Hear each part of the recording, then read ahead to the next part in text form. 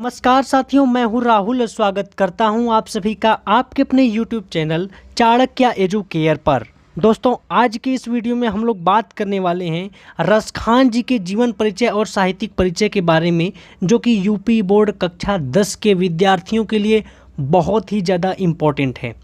इससे पहले मैंने सूरदास जी का और तुलसीदास जी का जीवन परिचय और साहित्यिक परिचय वाला वीडियो अपलोड कर दिया है। अगर आपने उसे नहीं देखा है तो डिस्क्रिप्शन में या ऊपर आई बटन में यहाँ पर एक पट्टी आ रही होगी, इस पट्टी पर क्लिक करके आप उन दोनों वीडियो को देख सकते हैं। फिलहाल हम लोग स्टार्ट करते हैं रसखान जी के जीवन परिचय और साहित्यिक परिचय को। तो इनका जन्म जो था वो हुआ था सन 1558 ईस्वी में, और जन्म स्थान था दिल्ली। यानी कि दिल्ली में सन 1558 ईस्वी में रसखान जी का जन्म हुआ था। इनका असली नाम था इब्राहिम। तो रसखान जी एक मुस्लिम थे और उनका नाम असली था इब्राहिम, और यह पठान सरदार थे। इनका असली नाम था इब्राहिम, जो कि एक पठान सरदार थे।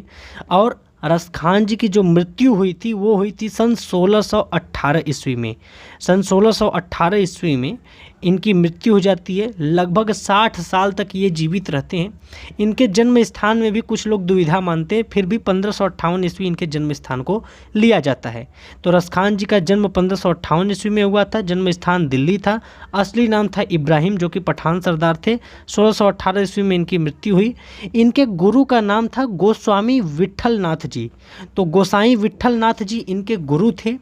एक बात का आप लोग ध्यान रखेंगे, ये गोस्वामी विट्ठल नाथ जी जो थे ये कृष्ण भक्ति शाखा में एक कवि थे। ठीक है, तो कृष्ण भक्ति शाखा जो था इसको बनाने का श्रेय ही गोस्वामी विट्ठल नाथ को जाता है। तो गोस्वामी विट्ठल नाथ जी रसखान के गुरु थे, और ये भी एक कृष्ण जी के बहुत ही बड़े भक्त थे। ठीक है, आगे हम लोग बात करते हैं। तो इन्होंने अपनी रचनाओं के माध्यम से प्रेम के अलौकिक रूप का चित्रण किया है। एग्जाम में क्वेश्चन आ सकता है आपसे कि रसखान जी के दो प्रमुख प्रवृत्तियां, दो प्रमुख विशेषताएं लिखिए। तो आप लिख सकते हैं कि प्रेम के अलौकिक रूप का इन्होंने चित्रण किया है, और दूसरा आप लिख सकते हैं कि कृष्ण को आधार मानकर इन्होंने अपनी रचनाओं को किया है ना। तो कृष्ण को आधार मानकर इन्होंने भक्ति रचनाओं को किया है।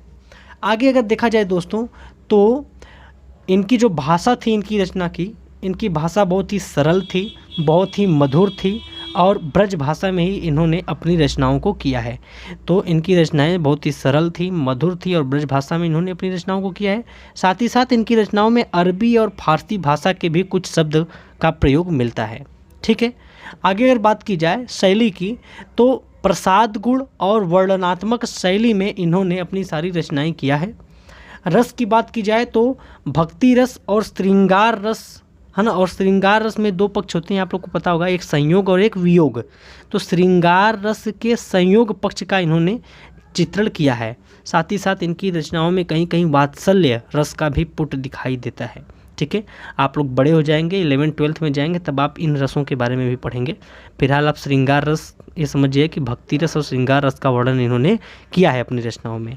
आगे है अलंकार की बात की जाए तो उपमा, रूपक, उत्प्रेक्षा, इन सभी अलंकारों का इन्होंने बहुत ही सीमित प्रयोग किया है, यानी कि कम प्रयोग किया है। लेकिन अनुप्रास अलंकार और यमक अलंकार का इन्होंने बहुत अधिक मात्रा में प्रयोग किया है।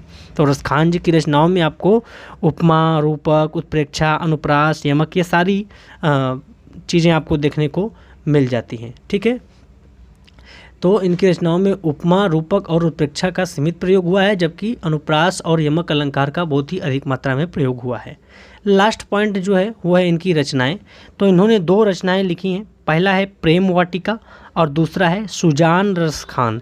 तो इनकी दोनों रचनाओं का आप लोग नाम याद रखिएगा। आपसे एग्जाम में बहुविकल्पीय प्रश्न पूछा जा सकता है कि प्रेम वाटिका की रचना किसने किया है। तो आपको पता होना चाहिए कि प्रेम वाटिका की रचना करने वाले कवि का नाम है रसखान जी। ठीक है, उम्मीद करता हूँ कि रसखान जी का जीवन परिचय और साहित्यिक परिचय आपको अच्छे से क्लियर हुआ होगा।